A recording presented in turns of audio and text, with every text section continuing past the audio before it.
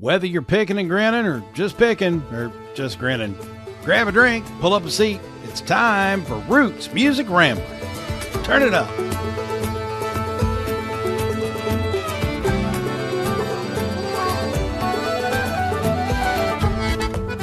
Hey, so you got a new podcast client? What? Yeah, so this isn't necessarily a secret. I don't always, talk about my clients, but one unique relationship that has popped up recently is it actually goes back to, again, Manchester Music Fest. We've talked about that festival a lot. It was my number one event for 2025. And this is another reason why. I was at that event and I happened to meet Katie Combs. Now, some of you will know who that is instantly, others will not. She is Life of Katie Ann on Instagram and TikTok. She has 700, 800, 900,000 followers or whatnot. And she is from Jackson County, Kentucky, which is down in Southeast Kentucky. So she's a hillbilly just like me. And Katie Ann basically just does these little day in the life, little, things where she usually starts everything out with, listen, honey, let me tell you about this cornbread I made. And, she's Southern and she's, a hillbilly, that kind of thing. And she's actually really, really fun and really engaging and, really transparent. She talks a lot about her own, wellness and weight loss on her feed. She talks about, raising her daughter. She talks about, the trials and tribulations of her life, what in all accounts, which is why a lot of people follow her on the social networks. Well, I met her backstage at Manchester Music Fest. She knew who I was. I knew who she was. We'd never really met. And she looks at me almost immediately and says, I want to talk to you about a podcast. I'm like, well, that's what I do. I love that. So long story short, she has launched, and I have helped her launch Listen Honey, which is the name of her podcast, which is now about 6 episodes into it. Oh. The latest episode that we dropped the week before we're recording this was she sat down and talked to author Silas House, who we've talked about getting on this show before, but apparently you got to have 750,000 followers or more and not look like this to get Silas House on your show. That's okay. But no, she sat down with Silas House and she's been doing a great job of pulling in other influential people from and around Kentucky or Appalachia, because that's really her audience. Most of her audience is people in the South. But she has also interviewed, interestingly enough, Nicholas Jamerson. And her Nicholas Jamerson episode was about 2 months. She recorded the interview about 2 months after we interviewed him. And when I was editing the episode for her, this was her 3rd episode. And she was like, Jason, I don't know what I'm doing. You need to coach me. You need to tell me what I'm doing. So I've been giving her tips and whatnot. But to her credit, and unbeknownst to her, apparently, she's amazing as a podcast host because she's just herself, just like she is on TikTok and Instagram. And she just sits down and makes the guest feel like they're her best friend. And they just sit and talk. And Nicholas Jamerson, I was literally 30 minutes into this episode editing it. It's already out there, so we'll put links in the show notes to it. But her interview with Nicholas Jamerson was like an hour and a half long. Oh. And she got him to just relax and open up far more than he ever has on any interview I've ever seen. Way deeper than he did on our interview with him, even though I thought he was real open and relaxed with us. But they talked about everything from being a parent to having to deal with death and depression and sorrow to their favorite artists. I mean, it's just a really, really fascinating conversation. So if you like Nicholas Jamerson Sunday Best and listening to, what really makes an artist tick, that episode of Listen Honey, I think is episode 3, and it's definitely worth checking out. We're just about to drop an episode, and she's kind of following in our footsteps a little bit here, at least in the music world. She did an interview with Tanner Horton from the Creekers, as we already have done. And again, it was a lot longer. It was a lot more in depth. I mean, they talked about everything from, do you like taters or you like sweet taters better? Oh boy. And they got in this little debate over, soup beans or chicken dumplings. And they talked about, obviously, Tanner talked a lot about the Creekers and what's going on with them now, a few updates from what he talked to us about.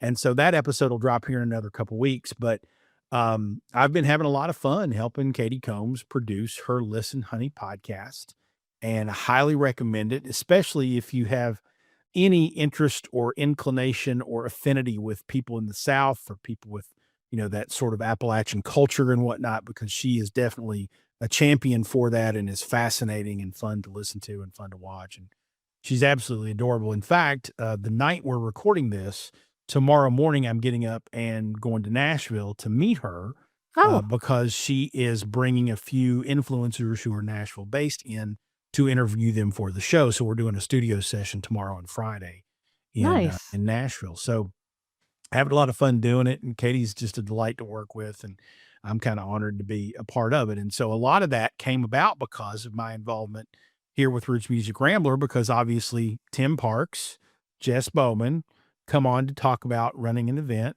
They host an event, Manchester Music Fest. We get invited. I go. Katie Combs is there. The dots are all connecting. The dominoes are all falling over, and here we are. And I've got, Katie, I'm helping her with her podcast now, which is really, really cool. And every time she mentions me on the podcast and whatnot, I get another, 100 followers on TikTok too, which is Nice. weird, but it's Wow. pretty cool. So and it's fitting and it's cool. So I'm really having a lot of fun working with her, and she's brilliant. She doesn't think she's brilliant, but she really is. So Oh, good stuff. Real well, good very stuff. nice. Yeah. That it sounds very exciting and like a lot of fun. Yes, it is. It is. And I definitely, as she interviews more people in the music world, we'll talk about it here and refer you over to her. The Nicholas Jamerson episode's fantastic. The Tanner Horton episode, which isn't out yet, but will be, maybe not by the time this drops, but it'll be out pretty soon after. Um, really good, worthwhile listens if you're interested in the Creekers, if you're interested in Nicholas Jamerson or Sonny Best. Great episodes to listen to. A lot more in depth than we go here. I'm not going to sit here and talk to anybody for 90 minutes because I'll get boring after, 30 probably. I'd probably Um, fall asleep. yeah. So, but Katie does a great job. She just makes them feel at home, and they just talk about anything and everything. And it's fantastic. So we'll put links in the show notes to what's available when this goes live so you can get quickly to it. But you can also search for the Listen Honey podcast with Katie Combs. And if you're not following Life of Katie Ann on TikTok and Instagram, you should. She's a lot of fun. So good stuff there. Well, I'll have to follow her on Instagram because I don't do the TikToks, as you know. Okay, that's fine. Well, you'll get some good content there. Excellent. Welcome to Roots Music Rambler. She's Frank, And he's falls. and we're rambling on through the stories behind the music we love. Today on the show, we are actually talking to a woman whose new album drops today.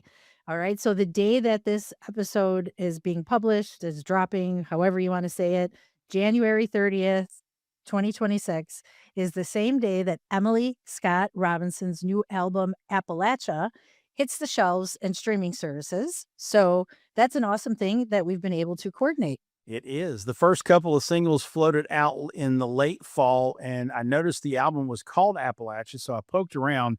Now, I knew who Emily Scott Robinson was. And I thought, I'm pretty sure she was based in Colorado, which she is. So I was really curious. It turns out she's from the Carolinas, though. She went to Furman in Greenville, South Carolina, which is on the edge of the Appalachians. She also recorded the album in Hudson Valley in upstate New York, which is also in the Appalachian Mountain Range. So then it all started to make sense. Yes, and she's been around for a few years. This is her 5th studio album, so she's not a newcomer. In fact, she's signed to Oh Boy Records, which is John Prine's label, which is now run by his widow and children, and one of the most well-known independent record labels in Nashville, and carrying on Prine's legacy of supporting artists in their craft. That's right. And I remembered I was looking at the Americana Music Association charts the week we're recording this, which this would be the second week of January. We're recording this on January 7th. And it just so happens that Dirtbag Saloon, the second single off of Appalachia, which drops today as you're watching this, but isn't even out when we're recording it. Dirtbag Saloon is at number 37 on the Americana Music Association charts this week as we're recording this. So she's already charted a couple of singles from this album, and we're really, really excited to have her here. She has also scored a couple of nice hits over the years, too. She had a song called Let 'Em Burn that was in NPR's top songs of 2021. Rolling Stone has put her on lists of top country and Americana albums before. So while she may not be a Lainey Wilson household name, you've probably heard her music. And this new album is really something to behold. It's very, very good. All right. And Falls was able to catch up with her before the holiday. And well, I'll ask you, Jason, to explain what happened because I think you told me that y'all are besties now or something. Yeah, so it's one of those weird things where you just sync up with somebody. Like we got on the call, the call was scheduled for 20, 30 minutes. I wasn't going to try to take up too much of her time. I really was trying to really interview her, that short interview that I do for the radio show, obviously recording it for our use as well. And so the interview was supposed to last 20 minutes. Well, an hour and 15 minutes into it, we're still talking and we synced and connected and we were talking about school and we were talking about kids and we were talking about all these different things that really didn't have a whole lot to do with her music. We got all the music stuff in there, but we just kind of spun off. It was almost like a Katie Combs, conversation where I just felt really comfortable and she's very talkative, but not in a way like I couldn't get a word in edgewise. We just had a great conversation. And so, and then and the listeners will appreciate this too, because this is something that we'll be able to share a little bit more on in another month. But like I'm telling her the story. I happened to do the interview with her the day after my daughter Katie had her senior recital, in which she's taking a class where the class has to form bands and they have to play a recital show. And so it's I can't remember what the name of the class is. It's like a, pop rock band thing, whatever. And so Katie had a band that performed 2 songs at this recital the night before I was interviewing Emily. So I'm telling her this, and that my daughter wants to go to Belmont in Nashville and get into the music business and so on and so forth. And so she just out of the clear blue says, "What are you doing on February 20th?" And I said, I don't know. I mean, there's nothing on my calendar, so I have no clue. And she goes, "Well, I'm going to put you and Katie down on the guest list for my album release party in Nashville. So come to Nashville on February 20th, and you and your daughter, and we'll meet in person and we'll talk and all that kind of stuff." So Roots Music Rambler has an invite to an album release party now for Emily Scott Robinson. The album is dropping today, so you can get it now. But they're having a release party as part of her tour in Nashville with the Oh Boy family and all that good stuff. So we've been invited, and my daughter Katie and I will go and represent Roots Music Rambler at the album release party, and certainly report back on all the fun people we meet and all the conversations we have and good stuff. So not only are we bringing you a nice preview of the album and an interview with Emily Scott Robinson today, but we'll have a follow-up story about all this after the February 20th release party. So there you That's go. exciting. That's Yes, that is pretty exciting exciting. stuff. Yeah. And I feel like the story's familiar, so I think we may have talked about it. I don't know if it was on air, off air, or whatever, but as you were telling it, I was like, "Oh yeah, that's right." Because when you first told me about it, I'm like, "Oh my gosh, Katie, your daughter, that's such a cool opportunity for her," you know? So that I'm really excited. I'm Yeah. excited for both of you. Well, and of course, as soon as I got off the call with Emily and started thinking about this, and I got to tell Katie we're going to go. She might have to get out of school early that day or whatever to drive down, Okay. which is she's absolutely going to do. Um, I thought, wait a minute, she is going to an album release party in Nashville, hosted by Oh Boy Records. And I'm going like, okay, we're introducing her to people. We're taking business cards. We're going to get her an internship right out of the gate. Like, Heck yeah. I'm just the dad networking brain goes on. I'm like, my daughter is going to meet all these people, including John Prine's widow and sons and all these other artists and producers. And this is going to be amazing. So I don't know if it will be, but I'm going to go down there with, my fingers crossed that Katie will network and meet some people and have some great contacts in Nashville before she ever gets to town. So Absolutely. yeah, fun stuff. Fun stuff. Maybe one day we'll have my daughter on as a guest again. She's been on the show before along with yours. Right, right. But who knows what my daughter's going to wind up doing in the music business. I hope she takes over the world. That'd be great. I mean, she's already got the passion and the interest, so Yeah. yeah.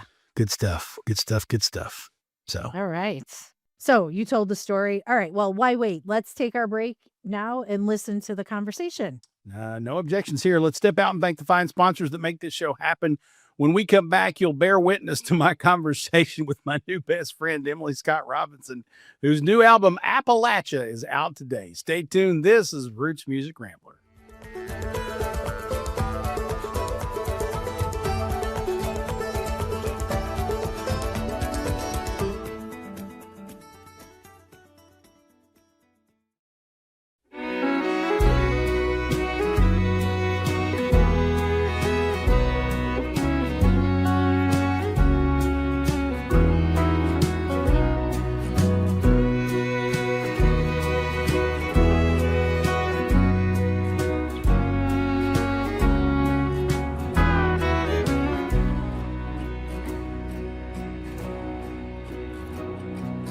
Linda's is open on Fridays and Christmas. She lives in the back. It's a cash-only business. She charges for singles, but pours you a double. Everyone drinks here, and no one makes trouble. We got miners and ranchers, rednecks and hippies, hotshots and cowboys, poets and lifties. There's one thing that this whole damn bar can agree on. We live here 'cause we don't like concrete or neon. And if it ain't gone yet, it's going soon. Get your last round in at the Dirtbag Saloon. The rich folks are squeezing us right out of room. If it ain't gone yet, it's going soon. That song is called Dirtbag Saloon. It is the current chart climbing single from Emily Scott Robinson on her brand new album, which hit streaming services and stores today, called Appalachia. Now, as we told you in the intro, we caught up with Emily a couple of weeks ago, but the album is out today. Started off my conversation by checking in on where she was dialing in from. Here's our chat with Emily Scott Robinson. I am dialing in from a little town I live in called Ouray, Colorado, Okay. which is in southwest Colorado, and it is actually it's almost 7 hours from Denver. Oh, wow. Okay. So, yeah, you're way down there. All right. Yeah, I'm way down here, and but I love it. I love it because Denver is so big Yeah. and crowded, Yeah. and I live in the actual mountains, like between national forests. That's awesome. Yeah. So I love I it. took my kids to Denver, Boulder, that area a couple years ago. How And great. one day and of course, now this is a couple years ago. My son's now 20 and my daughter's 17, and they're both getting ready to have birthdays. Aw. So they're older. But they Yay. were teenagers at the time, and we just would pick a city and go explore it. And we went to Denver, and then one day I just said, "Get in the car." I said, "Where are we going?" I said, "Just get in the car." And we just drove. I We love just that. went up into the mountains, high altitude, and we stopped and saw Boulder Falls on the way up the mountain from Boulder. And we had such a awesome time. It was just really neat. God, that's So, amazing. yeah, it was fun. I didn't come out to these mountains until after college. I had Mhm. never been out to the Rocky Mountains, and I grew up. I was born in 1987, so I grew up in a time where the only place I was seeing the Rocky Mountains was in Barnes and Noble calendars. Barnes and Nobles. I'd go every year. I would get a Barnes and Nobles gift certificate for Christmas, like in my stocking, like $20, and I'd go pick out a calendar, and I pick out like the national parks calendars, and I would look at these pictures of the Rocky Mountains, and it just didn't look real to me. And now I live in the calendar. Yeah. There you go. So, I mean, like life has changed so much since we were kids. Yeah, that's very true. And I'm slightly Yeah. depressed that you were born in 1987 because I'm way older Just than you, but that's okay. listen, I'm almost 40. I feel like I'm in middle age now. So I love it. But I was like at the tail end of the analog era. Oh, yeah. Yeah. And Yep. you have kids who are a little older than my stepson, but my stepson's 9, and he grew up watching streaming shows Yeah. like on Netflix. So I remember we were watching like football on cable television, and the advertisements came on, like the commercials, and he was glued to the Oh, television. wow. And he was like, "What's this?" And he knows what ads are like on his little online games and stuff, Sure. but the commercials were so big and they were so loud and they were so punchy and bright, and he was like, "What is this?" Yeah.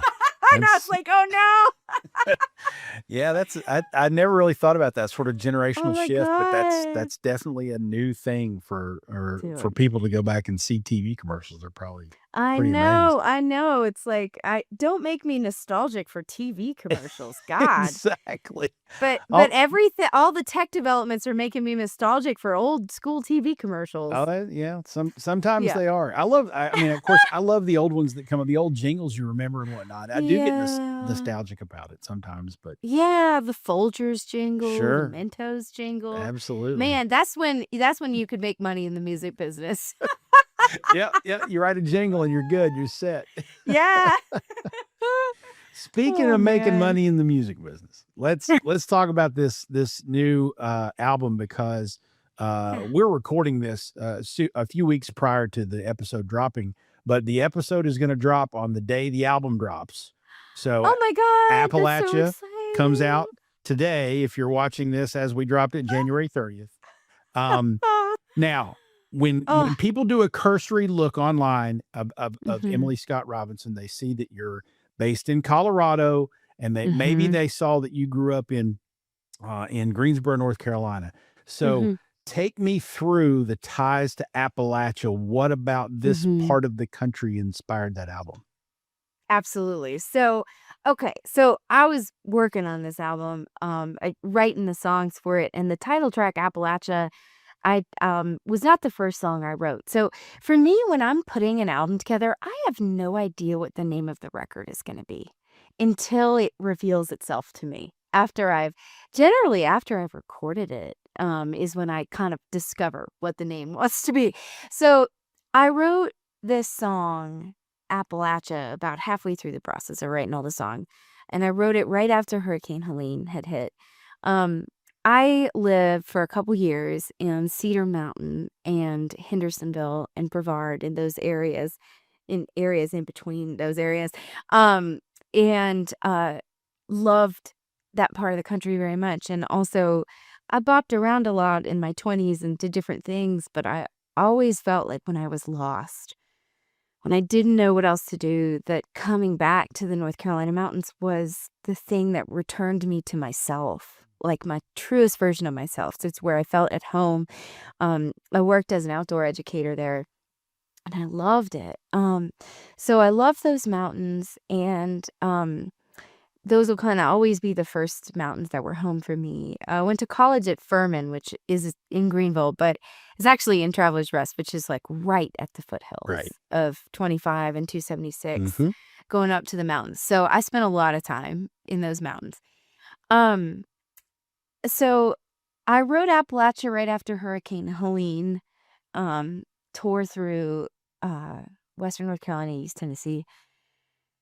And, a lot of my songs arise in a tension point between maybe where I am and where I wanna be, or what I would like to see, or, and so for me, the tension of being I had just been in Brevard, like, a week and a half before that hurricane hit, and I had been on a writing retreat with friends of mine who were also from that part of the country, and, I left, and the hurricane hit right after that, and so, I, like, wished that I could be there, to help with the recovery efforts, but I couldn't be, and it was pretty clear actually that, like, if you weren't there already, like, don't come. Yeah. Come on, FEMA's trying to dig out people from the hollers, and not just I mean, really, truly, the thing that inspired me so much about talking to my friends about post-Hurricane Helene was that people were all hands on deck helping each Oh other. yeah. And you are from Appalachia, so you know that this is how it is. Oh yeah. This is how the communities are there. And, like, people were figuring it out and they were helping each other and they were, going out of their way to do that. And Oh, that's something that I think it's not only true for Appalachia, but it's particularly true in rural communities, Yeah. in small communities where it's like politics and religion aside, your neighbors are your neighbors. You rely on each other. And it was really a really beautiful thing to witness. Okay, so I wrote the song Appalachia, and then I ended up recording the record on the other end of the Appalachian Mountains Yep. up in Woodstock, New York, in Hurley. Well, sorry, near Woodstock, just adjacent. At this old church called it's an old church that's a recording studio now called Sweet. Dreamland Recording Studios, and I I recorded the album that week, and there are a couple other songs in here that are also pretty deeply referential to the South and to Appalachia. One of them is the song "Bless It All," um, and then another song is it was the last one that we wrote for the record. It's the last one on the album. It's called "The Fairest View," and it's a song that my friend Lizzie Ross and I wrote for a dear friend of ours who's from Fairview, North Carolina, who passed away the week before we went into the recording studio. Cool.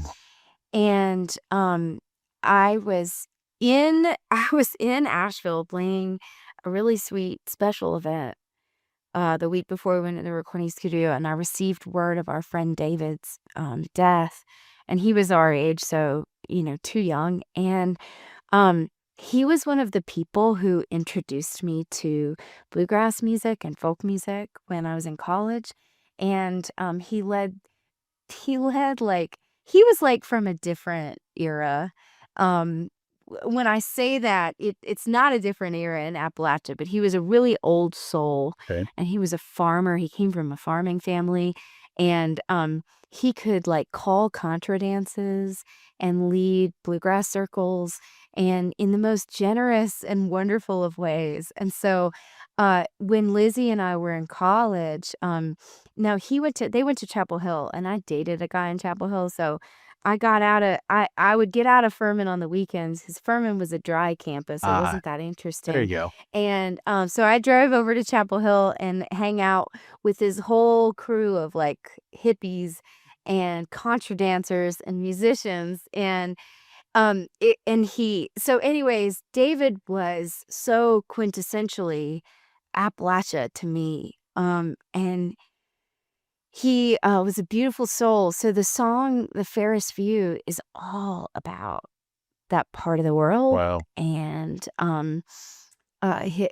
just I mean, the first lines are um in the first verse tells me like it says like, "Tell me, where's the fairest view? Is it heaven or North Carolina?" Oh, wow. Like, and I might be partial to my home state, but I would say that people who love Appalachia Yeah. and have lived there feel that way. Sure. Like, there's not a place that's more beautiful No, than that. that's And so, yeah, that's why there's um, Almost Heaven, West Virginia. yeah, Yeah, you swear by where you're from for yeah, sure. yeah, totally. So, okay, so how the name Appalachia came about? I had finished recording the album.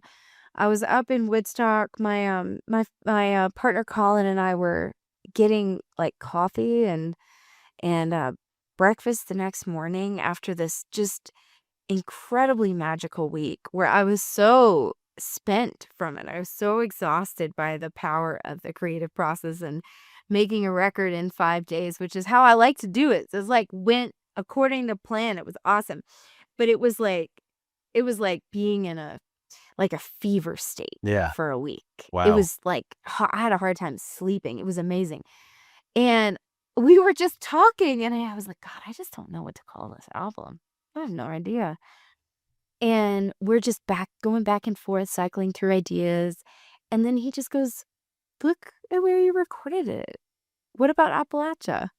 There's this thread running through Mhm. all the way from North Carolina up here. And these are the same mountains." Yeah. And I thought, God, that's perfect. And so we decided that would be the title track, and that would be the title. And now there's one song on there that's specifically about Colorado, but I find that it could be applicable to any place. Okay. and it's called Dirtbag Saloon. Yep. And it was inspired by where I live in Colorado. I lived in Telluride for about 10 years off and on. And you know, Telluride, like many wealthy ski towns, became a place that, it used to be that you could live there if you worked there and you could kind of find a way to make it work, but it became more and more impossible. It became exceedingly gentrified beyond what I could even conceive was possible. So I wrote a song, like Dirtbag Saloon is kind of about the western slope of Colorado and the wealth gap between the working class and the elite in these areas. Yep. But also, it could be about any mining town in Appalachia. Oh, sure. Yeah. It's like we got miners and ranchers, rednecks and hippies, hotshots and cowboys, poets and lifties. So it's like a little like Yeah. lifties work at ski resorts, right? They're the lift operators, and hotshots are wildland firefighters. So Right. it's like, and I just kept thinking to myself, I said to Colin, like, is it okay to call it Appalachia? Because there's this one song that's kind of about Colorado, like, and he's like, of course it's okay. Absolutely, it's okay. Well, So, speaking as a representative of my people, I will thank say it's you. absolutely okay. Thank you. I needed somebody from Appalachia to give me this blessing Well, because I really wasn't sure. you definitely have it from me and from all of us here. So I'm Oh, curious. You mentioned your friend who passed away, introducing you to bluegrass yeah. and mountain music. hmm I'm curious. You talked a lot about the Appalachian culture, but how has hmm Appalachian or mountain music informed your work over the course of your Yeah. career? Oh my gosh. So well, um, I love roots music and bluegrass. In the way, like my favorite sort of area of roots and bluegrass music in North Carolina, mountain music, is that which is so clearly sonically descended from Celtic music Mm. and Scottish Highlands music. And so songs with drones in them, double stops on fiddles, things that are in kind of open modal tunings, all that kind of like the dancey um stuff, the ballads. To me, it's almost impossible to separate my music from my ancestors' music, from the British Isles and the like the hundreds of years of storytelling through ballad and collective memory and oral history being recorded through music. So I would say that's a huge influence on what I do. I would consider that to be, by definition, folk music. Sure. Folk music being of the people, and really centered around story and history. Um, and then really sonically, I started to write in a lot of modal tunings. Mhm. And when I say modal, what I mean is you've got the 1 and the 5 and you're leaving the third out. So it sounds Celtic. It sounds Yeah. ancient. Those would be the sort of the ways I would explain it. Because the third brightens it up and makes it sound more like a modern Western tonality. Yeah. I was a music major for a year, so here I am bullshitting about, the small amount that I can say, the small amount that I know, but I'm talking pre-Mozart, pre-classical, pre-romantic, right? Early music. And with like, well, for reference, I also as a teenager listened to a lot of Joni Mitchell, who plays the dulcimer. Yep. And the dulcimer really utilizes a lot of drone strings as well. I don't have a dulcimer, so I just started to do that on guitar. When I was learning Joni Mitchell songs, Mhm. I would find guitar tunings that would mimic the dulcimer. And so I started to really fall in love with these open tunings with drone strings and really play around with that. So there's a lot of that kind of influence woven into my songs. There's also a pretty deep sense of place in these songs, in quite a few of them.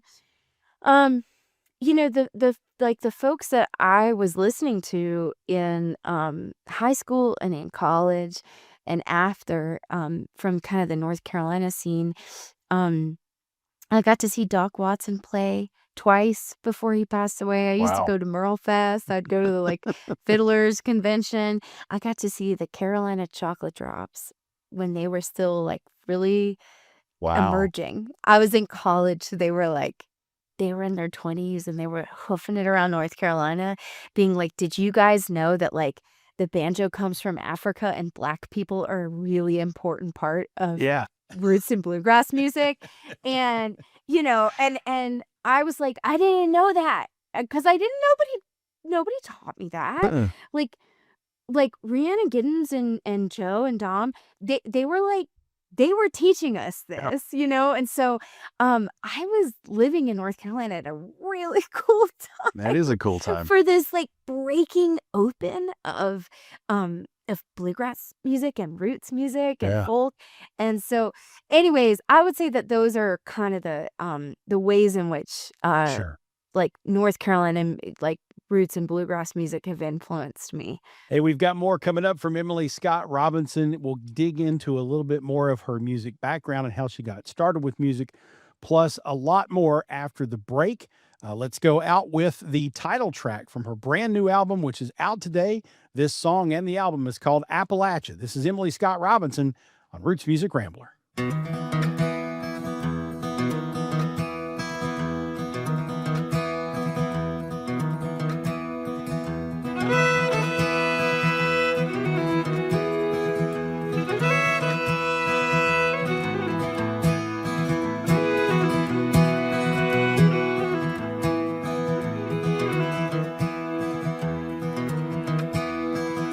Oh, my heart for Appalachia.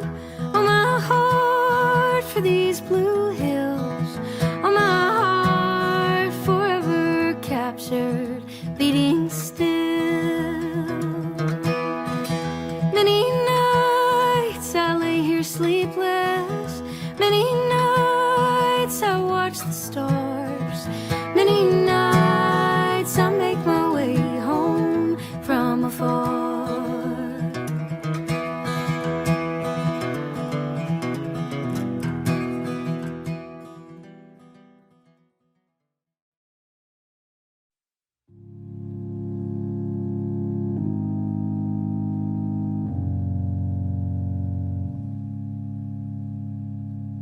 In the quiet of the new year, we will let our old dreams go.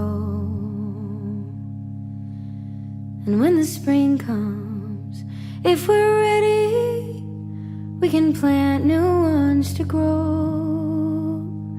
But in the silence of this ending, we will gather in the snow. And it's okay if for tonight, dear, there are things you do not know. Welcome back to Roots Music Rambler. That cut is called Hymn for the Holy. It is the latest single off of the new album from Emily Scott Robinson called Appalachia. Let's get back to our conversation and dig into a little bit more of Emily's background here on Roots Music Rambler. All right, so we made it back to high school and college. I want to go back further. Yeah. What's your first memory of music? When did music become a thing for you? And who brought you into it? Who taught you all the things about playing and singing and so on and so forth? Well, like many of us, I grew up singing in the church. Yep. Then I went to a Presbyterian church, so it was it was a like pretty progressive Presbyterian church, but I was in the children's choir, so that's where I first started singing. I don't know many people who didn't start singing in the church. That's Like fair. Yeah. especially like maybe people younger than me, but my generation and older, it's like most of yeah. us were like, yeah, so I was in the choir and the kids worship band and all Mhm. that. So, but I went to a summer camp with my cousins up in Michigan every summer, up on a little lake right off Lake Michigan. And it was this super rustic 100-year-old camp with like wood cabins and no electricity, and it was awesome. And I spent 3 weeks up there every summer, and it was exclusively staffed by like college Yeah. students who were mostly from University of Michigan and Michigan State. And they were also hippies. There were a lot of hacky sacks, a lot of white people with dreads, a lot of like crocheted hats. So this is like, and this is peak like 90s folk Lilith Fair era. Nice. So every day at the end of the day, like right before they send us off to bed after our big evening activity where we play some giant campwide game of capture the flag, or we're running through the woods for 2 hours, the counselors would gather us for something called mellow time. Oh, And it was this little song circle. So all the campers would sit on the ground and in the woods, and a counselor or two would have their acoustic guitars and they would play folk songs, and we would sing before bedtime. very nice. And it was a lot of 60s folk and 90s folk. So it was like Cat Stevens, uh, I'm just like Cat Stevens, Paul Simon, Joni Mitchell, Yep. but then also like Ani DeFranco and Dar Williams Yeah. and Indigo Girls and Bob Marley thrown in there. course. So Ben Harper, stuff like that. So we were singing a lot of that, and I just fell in love with that kind of music. Yeah. And I thought, this is the coolest thing ever. I want to be able to play guitar and sing. So I one day had a counselor explain to me how the frets worked.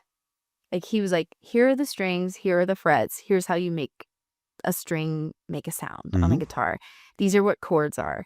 And that was the full amount of instruction that I received. Wow. And he taught me how to play this like bastardized version of Moondance by Van Morrison, where you just make an A minor shape and you slide it up the neck, and it's like super easy. And I already had a background in music, so I knew rhythm and pitch and tone, and I was, at this point, I was already taking classical lessons for the clarinet, which I played all the way through college. And so it's not like I was picking up an instrument for the first time. So I picked it up, I could play it. I went back home. I begged my mom to restring her old classical guitar. It was the only guitar we had in the house. It was an old Yamaha. So she took me to the music barn in Greensboro, North Carolina, and we got this classical guitar restrung, and I taught myself how to play. Wow. And I downloaded tabs from the internet, and I bought a little chord chart book that could fit inside my guitar case. Yeah. And I played that guitar. I played a nylon string Yamaha for 4 years, and taught myself a bunch of folk songs on that. And that's how I got started. And then when I graduated high school, my graduation gift was, they were like, we'll buy you it. I was like, I want an acoustic electric guitar. Okay. I want a steel string guitar, because that's like what people played. And then here I was playing chord songs on a classical, which is weird at the time. And so they bought me a Seagull, which is a great brand of Canadian guitars that are beautiful and affordable. Mhm. And that sweet Seagull guitar, I still have it and I love it. So anyways, all that is to say, that's how I started playing music. Okay. Mhm. And so what took you from there to your first recordings, which obviously led to one thing, which led to another, which led to Oh Boy, Mhm. which led to where you are now? So after I graduated college, I pursued a career as a social worker. And so I worked a couple different jobs. That's when I moved out to Colorado for the first time. I worked as an AmeriCorps volunteer for a year. I then got a job at a nonprofit where I worked for a couple more years. But I was living in Colorado, and I had a friend who was a singer-songwriter. And at the time, I was playing out. I was gigging, but I was just playing covers. Okay. And that's really what I did in college and in my early 20s. And my friend Rhonda said, hey, there's this really cool song school camp that I go to every year. It's so awesome. It's up in Lyons, Colorado, which is north of Boulder. It's like between Boulder and Estes Park. And it's this sweet little town on a river at the foothills of the mountains. And it's where this place called Planet Bluegrass is, Okay. which is this like festival grounds where they put on a couple different festivals during the summer. And they put on Rocky Grass, and they put on Folks Fest and all of this good stuff. So she said, hey, somebody just dropped out and there's an opening. Do you want to come? And I was like, let me see if I can get the week off. That sounds really cool. Because I was feeling pretty burned out on my job at this nonprofit. And I was also feeling pretty burned out from playing covers at bars and restaurants. And I kind of thought that I should just stop playing music because I wasn't enjoying it anymore. But I realize now that I wasn't enjoying it because it was really boring Yeah. to me. It wasn't fulfilling. I wasn't on a growth edge at all. I was just playing the same songs at restaurants. So I went up to this camp. I was 26 or 27, I think, when I went. 26. And it was life-changing.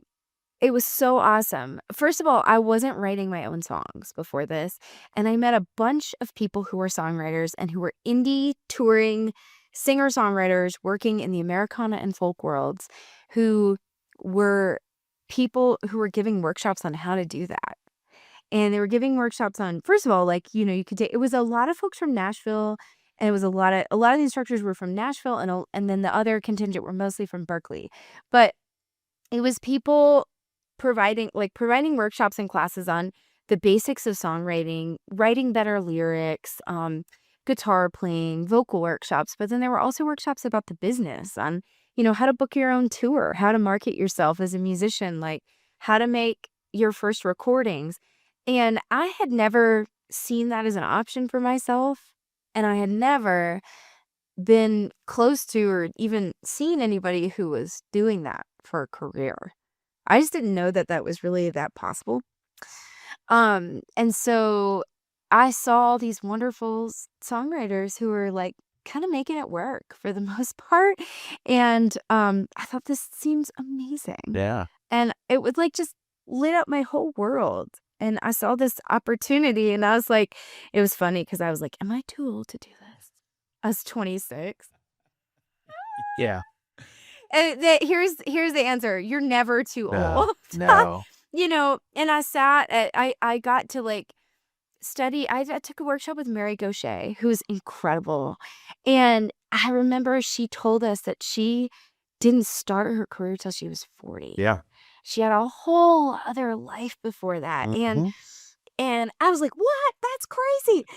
So anyways, it was really special. It was really transformative for me. I had a great time. And I went back home and I was like, okay, I'm going to work towards this. And so over the course of the next couple of years, I eventually quit my full-time job. I went down to part-time work to help support myself while I was starting to record and make music. Um, I won't go super, super into all the details of my life at that time, but all this is to say, I started entering songwriting competitions and playing open mic nights and just like making as many connections as I could. I was living in Chattanooga for a year and a half, kind of randomly, but I was in Chattanooga back in the South. And I won a songwriting competition, and the prize was 8 hours of recording time at a little studio north of Chat, in Soddy Daisy, Tennessee. It was called the Soundry. Nice. And the engineer who worked there, I called him and I said, I won this studio time, can I come in?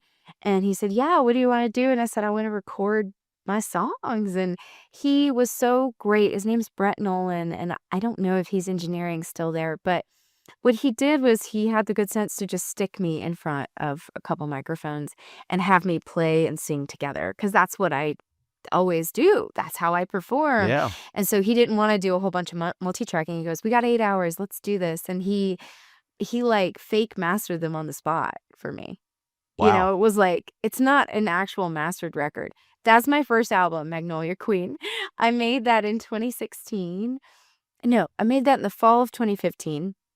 And then I printed CDs and released it formally in 2016. I uploaded it to the internet because That's I what just you Googled, do. like, how do I get my music on Spotify? Oh, there's this thing called TuneCore, I guess. I'll just do this, right?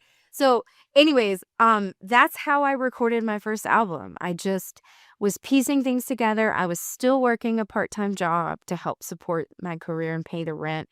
And I was gigging at bars and restaurants, and I was doing everything that I could to cut my teeth as a performer. Mhm. And I started to stake my own songs in there as I wrote them. That's And great. people really responded to them. Yeah. And I was like, oh, okay, cool. Very nice. Yeah. Incidentally, Brett Nolan has come up on our show before No because way. we interviewed a singer-songwriter out of Lexington, Kentucky named Taylor Lansdale, who's super Uh-huh. talented. Hope you get to cross paths Great. with him at some point. Yeah. And the quote that Taylor Lansdale has in all of his PR marketing materials is something along, I'm paraphrasing. It's from Brett Nolan, though. The quote is from Brett, who said Taylor Lansdale is the Appalachian love child of Ryan Adams and Jason Isbell. And That's amazing. yeah, What a quote, yeah, too. it's a great Oh quote. my God. And Oh my so, God, I love yeah, that. when you said Brett Nolan, I'm like, wait a minute, is it the same Brett? And it is. I'm pretty sure it's the I'm same Brett Nolan. God, I need to look up Brett Nolan and see how he's doing He, and go, thank you for having the I good think he's sense still of cranking sticking me in stuff front of a out. mic. He's got stuff Good on for Spotify him. that's pretty recent. And yeah, so he's doing That's fine. great. That's Oh good my stuff. God, that's amazing. That is so cool. Because I don't live there Yeah, anymore. I wasn't sure. I mean, I was like, this guy's really good. I know he's got a career yeah. lined up for him, but that is so cool. It's pretty neat. That's I cool. love that. Yeah, you'll have to Oh, you'll have to look Taylor Lansdale up. He's relatively new, and he, like you, had a career as a lawyer. He was a oh public my defender, God. Oh and my got God. burnt out on it, and got a guitar and started playing songs and writing songs to just kind of flush out his brain. Oh my And God, I he want to writes some know this. fantastic songs. So, Oh my God, a military veteran mhm. and a former public Oh defender. yeah, I'm just going to send Taylor a cold message and go, we need to be friends. yeah. There you go. That's incredible. There Oh you my go. God. Love Thank making you those for putting connections. me Thank you for putting me on to him. Sure. Yeah, I Okay, think I you'll like. cannot I think wait you'll to like his songs. listen. And we had him on the show, and one of the things that I thought was really funny because like right before I interviewed him, I met him and his wife at an event at a festival, and Yeah. he has this song that's and I'm gonna mess it up here trying to think of it off the top of my head, but he's got this song. Daffodils and Sleeping Pills, which is about basically an exotic dancer and her life and whatnot. Wow. And so I asked him on the show, and he said, "Oh, I write a lot of I write a lot of fiction stuff. That's not about my wife." So it's like, yeah, okay, gotcha. Um, That's so funny. I feel especially too when you're first starting in the first couple years as a songwriter, people really want to know if songs are about yeah, you or if they're about other people. Like they're sure, like, yeah, like I just it's funny. And Jason Isbell speaks pretty poignantly about that particular thing where he talks about how like there are a lot of emotional truths buried in fictional stories in song, and it's always kind of this like dream state type of truth. hmm It's like there was this great saying that I learned like my first year at the song school, and it was like, don't let the facts get in the way of the truth. yep, I wish that like our current media environment would not follow that. yeah, I would like facts and not vibes. But when it comes to art and songwriting, hmm for me, I have placed the emotional truth of my experience in all kinds of different stories that aren't about me. sure, Um, or that aren't my actual stories. So that's really funny. It's funny too, because I feel like it's good to hear that Taylor has to qualify that because I sometimes feel like people are more like interested. Well, let me put it this way. As a woman artist, when I would sing like really sad songs in the early days, people would go, "You are you okay? Like you've lived such a hard life." right, And they were really like concerned about me as a yeah, person. I didn't see that as sexism. I just see it as like a different way that people perceive sure, women, that they're like more like maybe they believe that our songs are more, maybe this is a little bit sexist, but that our songs are more confessional, and so they assume that all our songs are about us. yeah, And maybe this is also just the fact that we live in an era where like major female songwriters like Taylor Swift are like, yeah, all these songs are about me. Yeah. Well, So I don't know. I think it's also true for men though too, because when I Yeah. hear some of these singer-songwriters like Taylor, I mean, Taylor has a specific, sort of vibe that you can tell he's these are stories that he's telling that are not Yeah. necessarily him. But when I hear Yeah. a West Ship or somebody like that and they're singing a song, I'm like, man, he's digging into his own soul for this. Like I can tell. Yeah. So I Yeah. think that might be universal, not Maybe the just genre too. yeah, yeah. I think that might have a lot Because to do with it. this is the thing is like country is 3 chords and the truth. And so we really like this is the genre that we're in Yeah, as well. for sure. More so even than like it being gendered. But yeah. Yeah. Yeah. So I need to ask you about Oh Boy, because I don't know what your relationship with John Prine was as a fan before you came into that fold. But John Prine was one of the sort of original singer-songwriters that got me interested in music at all. I went to see him with my mom and stepdad when I was 9 years old. And it was the first person that I saw that I was like, "Wow, he's telling stories that sound kinda like my life. This is really interesting." And I saw music differently. But I would think as a singer-songwriter, regardless of what your relationship with or awareness of John Prine was, to be, even in a boardroom conversation with people at Old Boy, you gotta be like, "Oh shit, this is like hallowed ground." So tell me how that all Oh yeah. happened and what it's like working with them. Well, first of all, I was a huge, still am, huge John Prine fan. Mhm. And I say this a lot. Listening to John Prine's catalog is like going to songwriting university.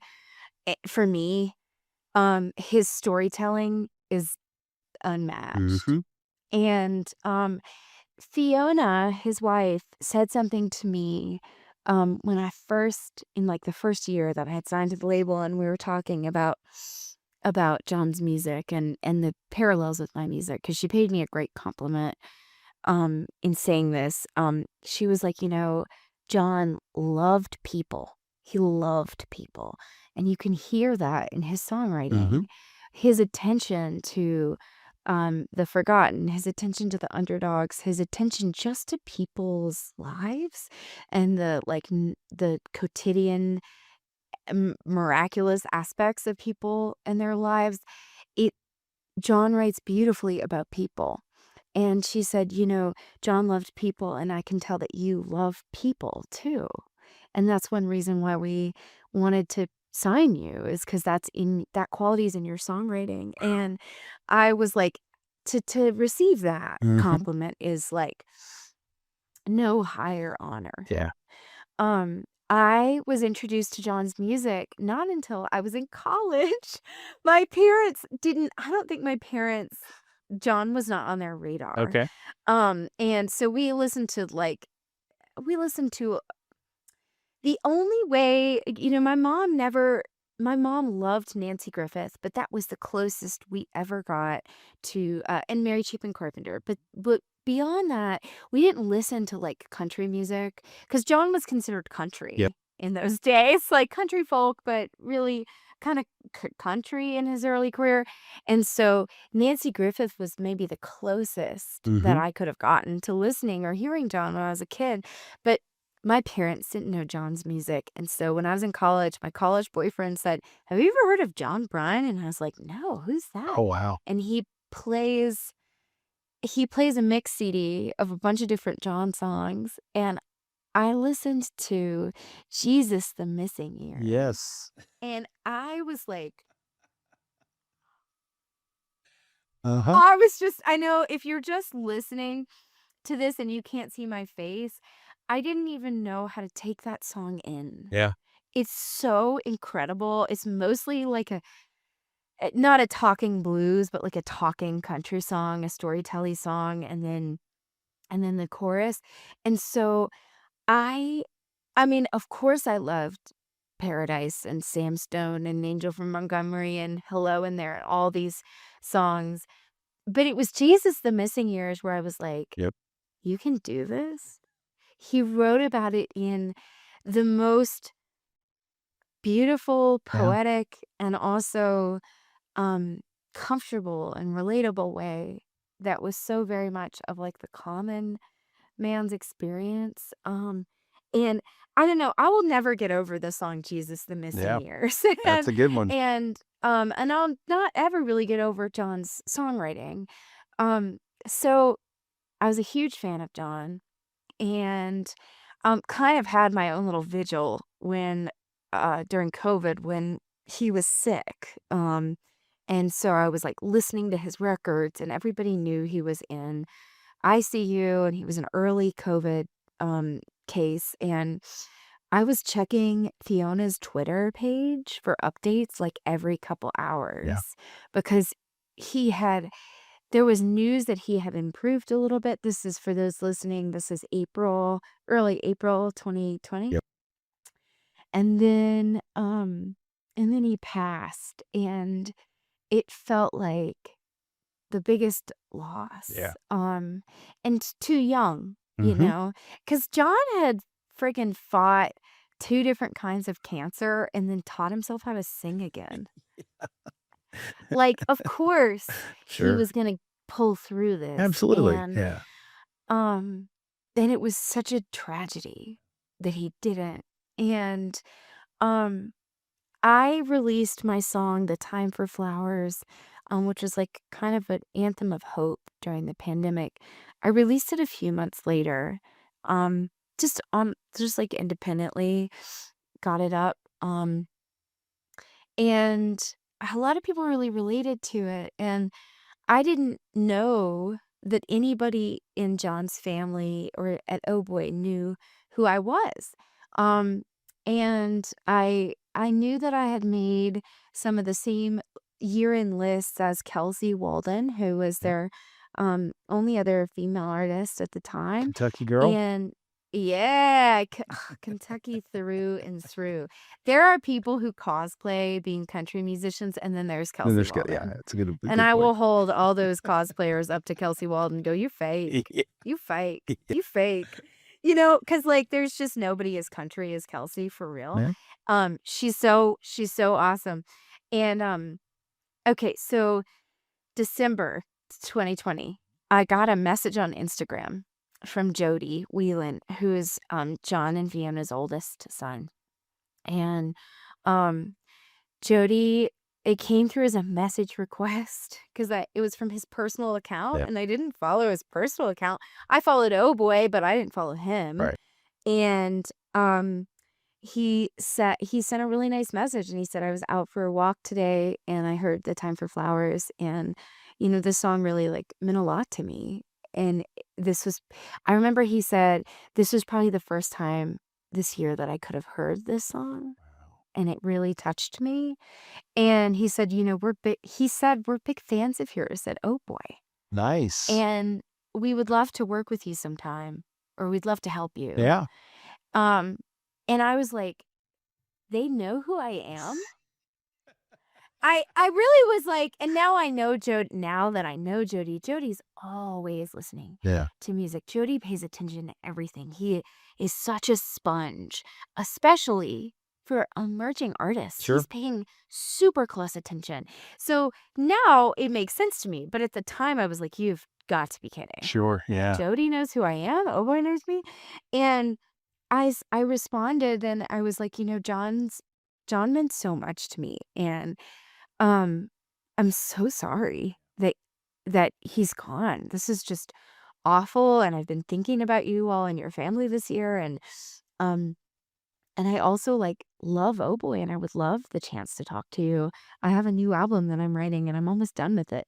And so he and I got on a Zoom call, and we chatted, and it was such a comfortable, lovely, and easy conversation. And he really, it was very positive. He seemed to indicate that they were interested in signing me to a Nice. record deal, meaning like in the meeting, he said, "Okay, great. Well, like before we, he was like, I really want you to meet the rest of the team members, like before we, for your sake, before you decide if you want to like sign a record deal." So I was like, "Oh, okay, great." So I got on a call with Eileen Tilson, who is the just an incredible force of nature and engine behind Oh Boy in terms of like marketing and release management and is a long time friend of the Primes and has been with Oh Boy really for every step of the way in this maybe what we would call phase 3 of Oh Boy, which was like the streaming and beyond phase, because they Nice. talk about those early years Mhm. with John and then those kind of middle years, the 80s and 90s with Al Bunetta, and then Al had passed away and streaming and digital started to take over and Fiona had called Eileen and was like, "We need your help." And so Eileen has been with Oh Boy for a long time. And I met the rest of the crew, Colin Fiddler, who's in charge of um, uh, all the physical media and merch and vinyl and stuff. I just talked to him today. He sent me a shipment. And I think, there were a couple things that were very big green flags for me, which is that they had longevity with their staff. Eileen and Colin had been with them. Colin was an intern Yeah. who used to tour with them and run merch at John's shows. And they were like, "You should come work for us." So it's like Colin been with them forever. Eileen had been with them forever. And so okay. And then Fiona's the president of the label. And Jody, of course, like is runs, is kind of the like A&R Yeah. and big picture stuff for the label. Nice. So anyways, sorry I'm getting super in the weeds about this, but that is to say that Oh Boy is not like any other record label. They are the most generous and artist-friendly label I have ever heard of in my entire life. And I compared notes with other artists and their record deals.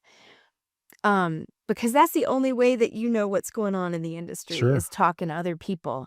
And the thing is, and Jody said this in the beginning, he goes, "We're not in the business of owning artists' masters." Mhm. That's the whole reason John started the label Yep.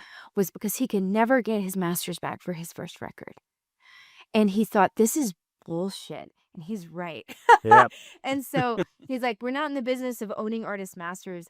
We want to," essentially what Oh Boy does is they use this revenue and income generated from John's catalog to support artists that they believe in. It Fantastic. is, my records make money, but not the kind of money that pays for, that's a 6-figure like Mhm. budget. Yeah. That's John's catalog Yeah. is paying for me to get my records out in the That's world. so awesome. It is the biggest honor of my lifetime to be on Oh Boy. They are the most artist-friendly and wonderful label. They are so fun. They're fantastic. They genuinely feel like true team members. And I don't know any other indie artists outside of Oh Boy who have had that experience with their labels. I'm not gonna name names, but I'm just saying. And the other thing is like to their in the defense of other indie labels, they have big rosters and they don't have a lot of revenue Yeah. coming in. And so the bottom is really fallen out. Sure. And John's music subsidizes us. Yeah. And It's crazy. that's an incredible gift. I will be grateful for it till the day I die. Well, Oh Boy is the best. It- They're the best. it sounds to me like John would be awfully proud of what they're doing Ugh, and what they've man. become. So you can't I think argue he with would that. be. Yeah. They're so it's so awesome. And the other artists that are on the roster are all incredible in their own ways. And I want to put you on to the band Palmyra if Oh, yeah. you Okay. haven't heard of them. They're a new sign to Oh Boy. They signed last year. It's spelled Palmyra. They are from Charlottesville. Okay. So they're adjacent to Appalachia. Yep. They are awesome. Okay. They're so fun. I know they probably get too much of a comparison to the Avett Brothers, but early Avett Brothers, super high energy, Nice. really fun, totally shredding on their instruments, amazing songwriting, and the most joyful band to watch Neat. play. So I want to plug them because you should.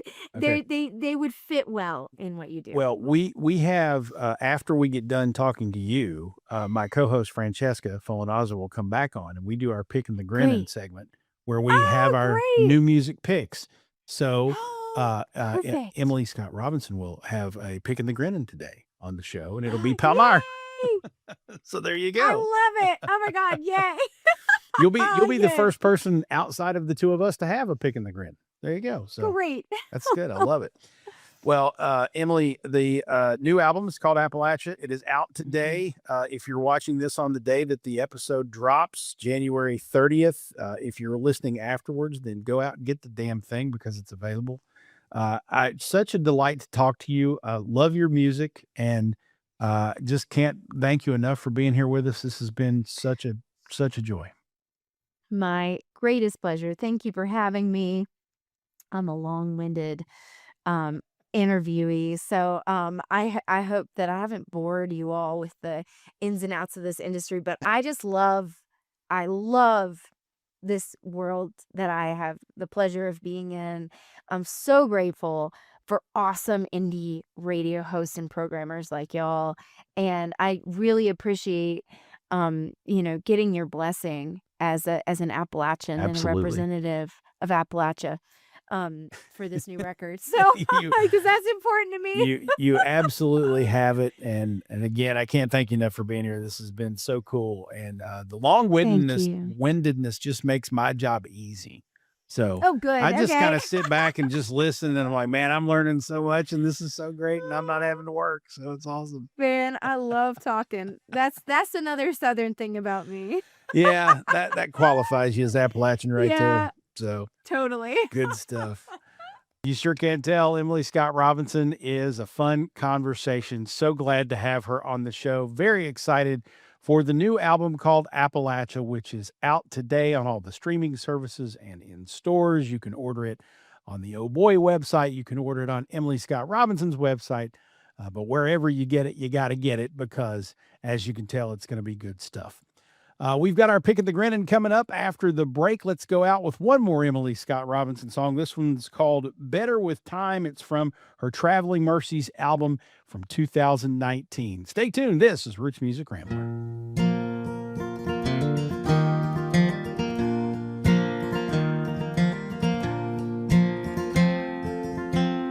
Yesterday, I drove past the house we used to live in. When you were waiting tables, I was working 9 to 5. Do you remember all the snow we got that winter? Your car could barely make it up the drive. We had to skimp and save to pay that rent, but it was worth every last cent just for the view. 1-bedroom house, big bay windows facing south. Watch the sunrise on the mountain every morning next to you. Oh, the memories are sweet, but I wouldn't trade them for the way we fight a little less now, make love a little more. Like that bottle we've been saving of California wine. We keep getting better with time.